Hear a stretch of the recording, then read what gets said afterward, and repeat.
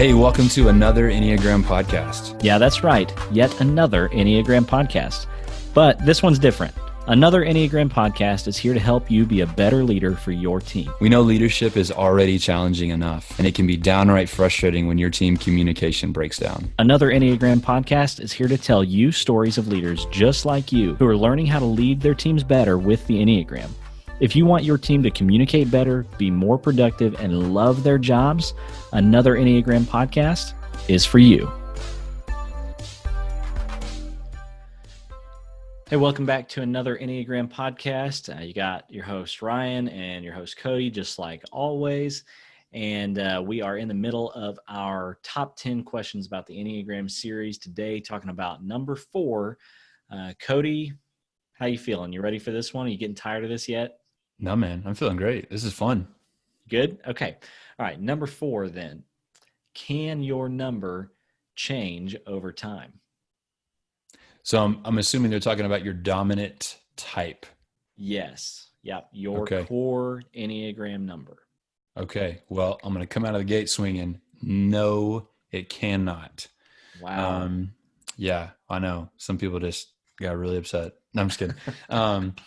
So from my understanding and the research I've done is that when it comes to your dominant type, that is something that does not shift. It does not change, which I think bothers some people, makes them feel like labeled and boxed in. But then what's really special about the Enneagram, and this is where I think it really differs from something like Myers-Briggs, or whether you're a beaver, lion, dolphin, or tambourine, or whatever you are, is the idea that within that one type, I mean, we're talking about, say, like for me, I identify as a type 7. Okay. After, I don't know, 4 or 5 months of digging, I just couldn't hide it anymore. It's like, I'm a 7. Here we are. And I think you read that and you're kind of like, oh, well, that's all I am, just a 7.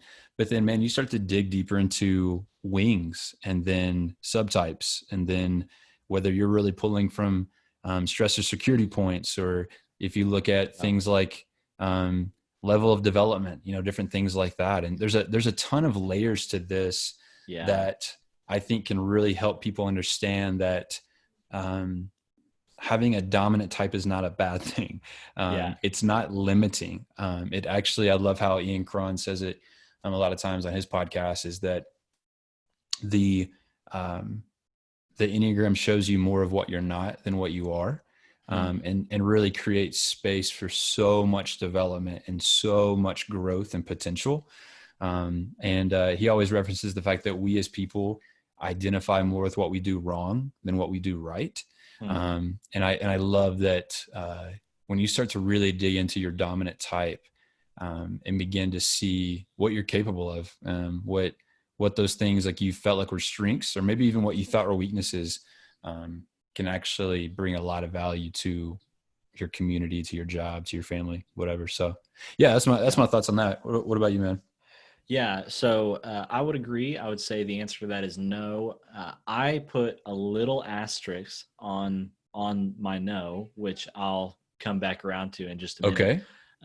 But the other things I want to talk about in that conversation are, I do hear a couple things from people sometimes who in this part of the conversation. And one of those is, well, I took the test a few years ago and I got this, but now I took it again and I got a different number.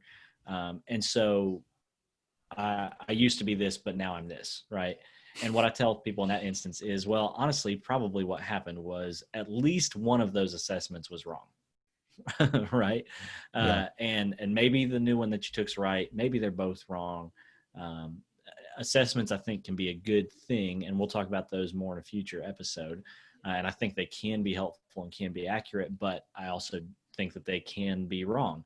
And so yeah, I see that sometimes. The other thing that I hear from people is, well, I think I'm this number, but I learned to be this number, other number, right? Like I was in an environment so long that only valued these things, which go with a number that I'm not. And I learned to operate in that.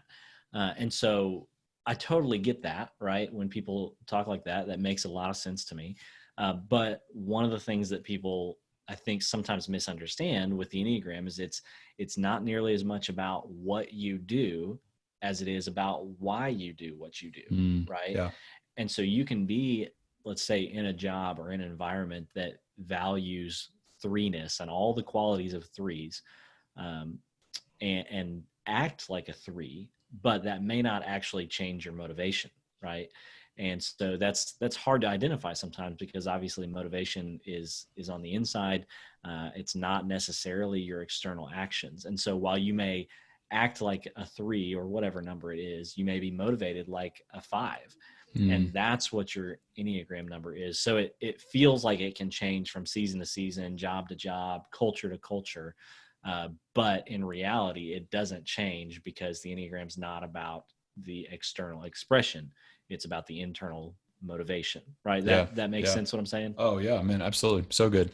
And something we won't cover this on the spin of these questions, but I've also heard people reference, like, when we use the phrases like integration and disintegration, or security and stress points, is that I've heard people say something like, okay, well, I'm a 7, but when I'm stressed, I become a 1. Right. Or when I'm healthy, I become a 5. And referencing like integration. So where you move, or what you borrow from, the characteristics and the types that you borrow traits from in either like stress or security.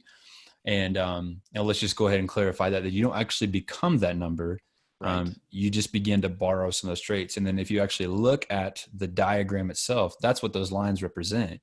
And so, yeah, I've heard people say like, well, right now I'm actually, I'm a 7, but right now I'm really operating as a 5. And I'm like, okay, that's great, but that's not right, And so, Yeah. yeah, just to clear those things up. And so that's one of the cool things about the dynamic aspects of the Enneagram, is Yeah. that we all kind of borrow from each other in different ways, and things like that.